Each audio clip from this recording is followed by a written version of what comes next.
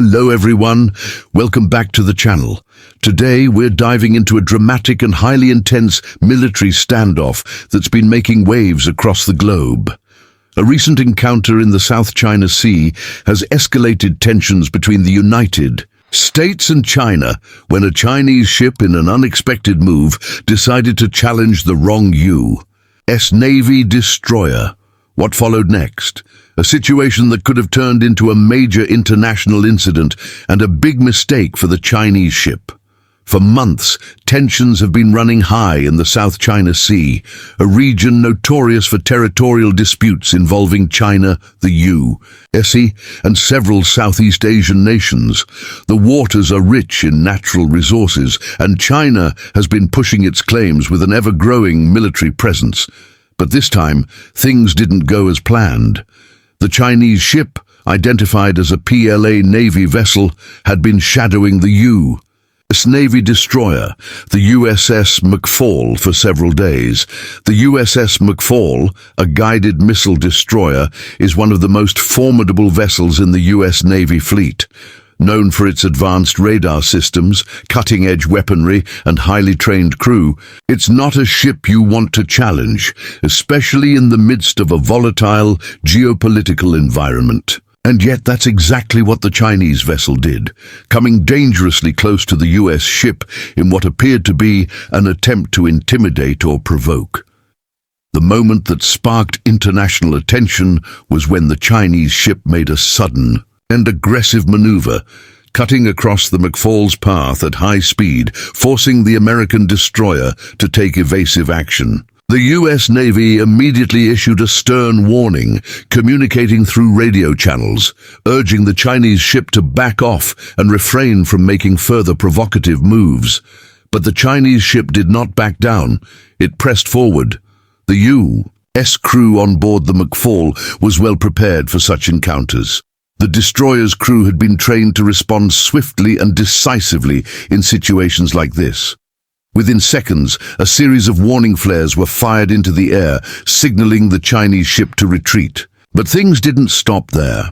The USS McFaul's commanding officer, Captain Elizabeth Hernandez, ordered a sharp change in course to make it clear that the U.S. Navy would not be intimidated. What happened next was a game-changer. The Chinese ship, realizing the USS McFaul wasn't backing down and was prepared to escalate the situation, abruptly halted its aggressive maneuvers.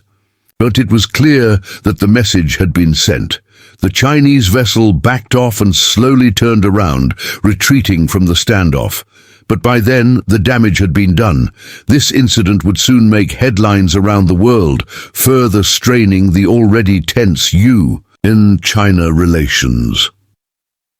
The global response to this confrontation was immediate. International news outlets picked up the story, and experts weighed in on what this could mean for future encounters in the region. The U.S. Navy's quick and decisive action was praised, but it also raised questions about China's growing military assertiveness in international waters. Was this just a one-off incident or a sign of things to come? Behind closed doors, military strategists on both sides were already assessing the risks of such encounters. Could this incident have turned into something far more dangerous? And what would the implications be for U.S. foreign policy in the region moving forward? The Chinese government, as expected, issued a statement defending the actions of their vessel, claiming that they had been carrying out routine operations in international waters, and that the U.S. Navy's response was unprovoked. However, many analysts were quick to point out that the Chinese ship's aggressive maneuvers were far from routine and seemed designed to test the resolve of the U.S. Navy. The standoff also highlighted the growing technological and military competition between China and the United States. Both nations have been ramping up their naval capabilities in the region, each seeking to dominate the waters and expand their influence. The South China Sea, in particular, has become a flashpoint for potential conflict, with China's expansive claims overlapping with those of several other countries, including Vietnam, the Philippines, and Malaysia. For now, tensions remain high. The Chinese ship may have made a big mistake in challenging the US Navy's destroyer, but this is far from the end of the story. As military posturing continues in the South China Sea, the world watches with bated breath, wondering what the next chapter will bring in this high-stakes naval standoff. As news of the standoff between the Chinese ship and the USS McFall spread globally, the diplomatic fallout was immediate. World leaders quickly took notice, with some countries urging calm and others openly criticizing China's growing military assertiveness in international waters. The US Department of Defense issued a formal statement confirming the encounter, emphasizing that the US Navy's primary mission is to ensure the safety of its vessels and to maintain peace and stability in the region. However, the Chinese government predictably called the incident a misunderstanding and claimed that their vessel was simply conducting routine operations. In a rare public statement, China's Ministry of Foreign Affairs suggested that the US was being unnecessarily provocative and that their navy had no right to interfere with Chinese ships in international waters. This response was, as expected, met with skepticism and concern by international observers who viewed China's increasing presence in the South China Sea as a potential precursor to further military escalation. In the days that followed, US Navy officials began conducting more patrols in the region, a clear sign that Washington was not backing down. The Navy's 7th Fleet, responsible for operations in the Indo-Pacific, quickly deployed additional ships to the area. The fleet also launched joint exercises with allied nations, including Japan, South Korea, and Australia, to demonstrate their ability to respond rapidly to any threats in the region. The message was clear. The US would not allow China to dominate these waters unchecked. On the ground in China, state-run media outlets began a full-scale campaign to rally the public support for the government's actions.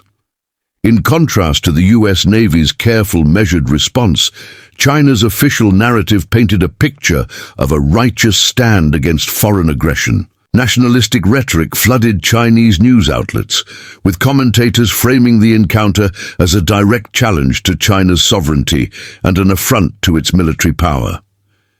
The state-controlled media's portrayal of the incident aimed to galvanize public sentiment in favor of a stronger Chinese military presence in the South China Sea. Meanwhile, military analysts were already examining the broader implications of this dangerous encounter. For many, this incident represented more than just a naval standoff. It was a stark reminder of the rapidly escalating arms race in the region. Both China and the US have been pouring resources into their respective fleets, with China investing heavily in anti-ship missile systems, submarines, and modern naval technologies designed to challenge American dominance in the Pacific. One of the most significant concerns was China's ongoing militarization of artificial islands in the South China Sea. These islands, constructed by Beijing on reefs and atolls, have become a crucial part of China's strategy to assert control over the region. They house military bases, airstrips, radar systems, and missile defense systems, all aimed at strengthening China's hold on contested waters. The US and its allies, however, have refused to recognize China's claims to these islands, often conducting freedom of navigation operations in the area to challenge China's territorial assertions. In Washington, the encounter with the Chinese ship sparked a heated debate over the future of US military strategy in the Indo-Pacific. Some policymakers called for a more aggressive stance in the region, advocating for an increased military presence to deter China from further expanding its influence. Others, however, argued that diplomatic solutions should be prioritized and that further military escalation could risk a larger confrontation with China, one that neither side could afford.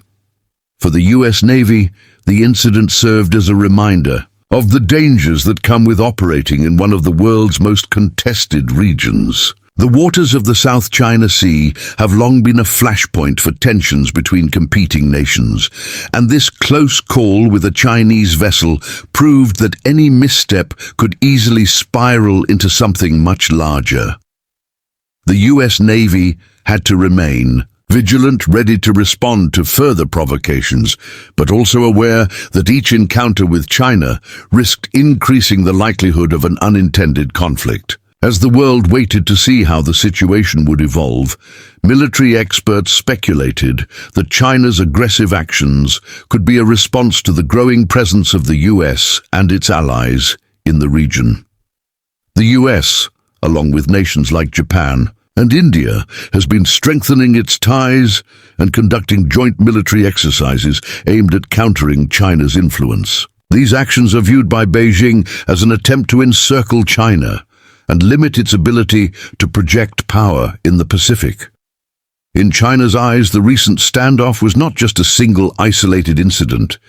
It was part of a larger struggle for control and influence in one of the world's most strategically important regions. As tensions in the South China Sea continue to simmer, it remains to be seen whether this confrontation was merely a one-off or part of a broader pattern of increasing military provocations between the US and China.